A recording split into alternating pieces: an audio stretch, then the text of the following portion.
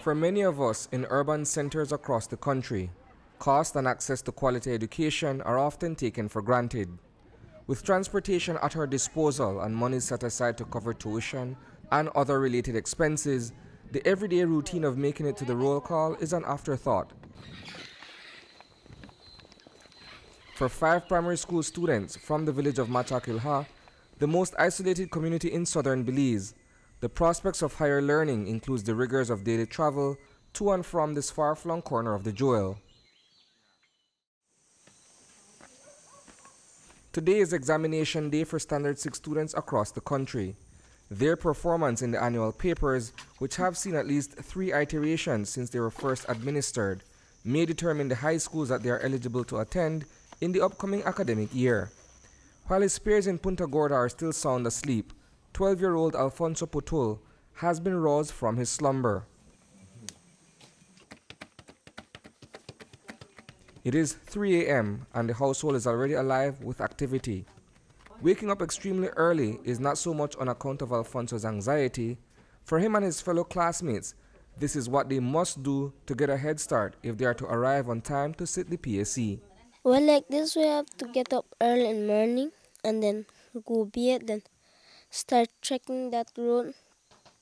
And sometimes when it's Monday, we have to go early, and when we reach, we're tired. If it rains, we will have mud up onto our knees. So you'll be using that one. The geographic distance between Machakilha and Dolores, its nearest neighbor, is roughly 6 miles. To get there, residents must traverse a demanding terrain accessible only by foot or horseback. On Thursday evening, I ventured to the remote village ahead of the pre-dawn commute to Corazon Creek Technical High School, where the exams will be sat. The journey to Machakilha is difficult. Even by pony trekking, negotiating this environment is grueling. The condition of the road during the rainy season is the worst part in our life. From Machakilha to Dolores, when it's really muddy, it took us more than 2 hours walking from that place to the next village, and dry season would only take us an hour and a half. And for us to walk in and out of this community is really challenging for us, especially the kids that are attending high school, and for those who would go and sit P.S.E in Corazon as well. Traveling with me to get a first-hand experience of the taxing passage is Christina Koch. She is the spokesperson for the Maya Leaders Alliance. We're here primarily for the purpose of understanding better and getting an in-depth appreciation of the struggle that rural people from the most remote parts of Toledo have to endure to access basic amenities, right? Whether that be healthcare, education, or even just being able to go to the urban center, being able to go to Punta Gorda. For the purpose of this piece, we are focusing on access to education and the plight of young students who are forced to make the 4-year sacrifice in pursuit of academic achievement.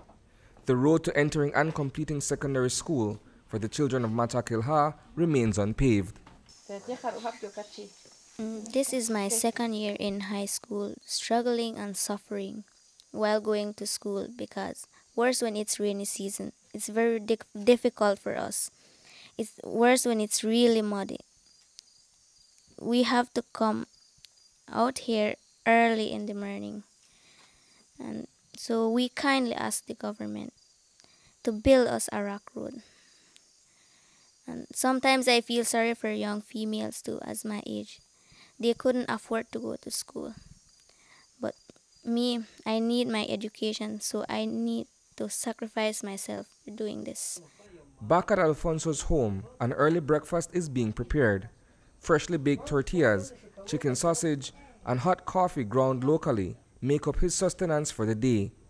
The journey ahead will draw everything from him, including the Spartan nourishment he would have had a few hours earlier.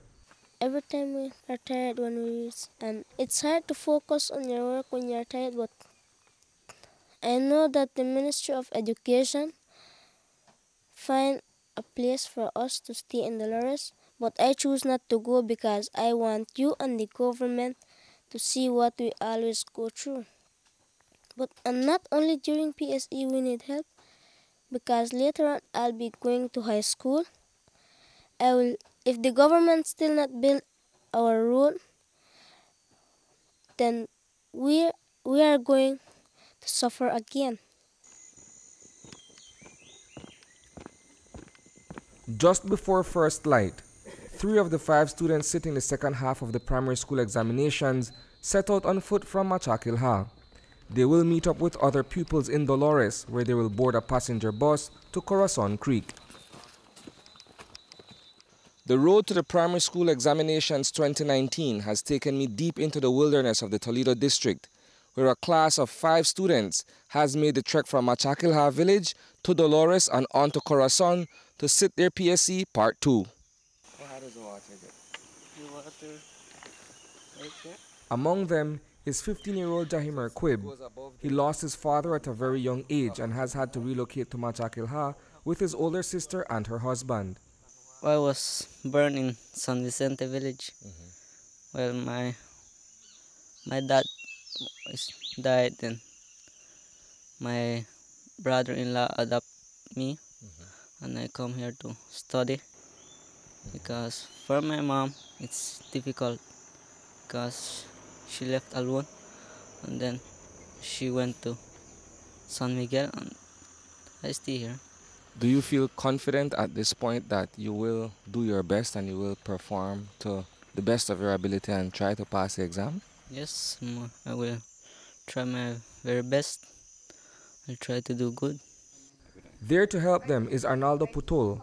Not only is he the second alcalde in the village, he is also a teacher at the multi-grade school. The children are interested in education. They are willing to take what needs to be taken by them, especially when they have to leave early in the morning. Children are always excited, are always willing to come out and learn and test out their knowledge out there. So, but the hard part is when we have to walk and these children would get a little cut on the foot, and sometimes they would scream and run if they see snakes and scorpions as well. So these are really the dangers that we face here in Machakilha. Reporting for News 5, I am Isani Cayetano.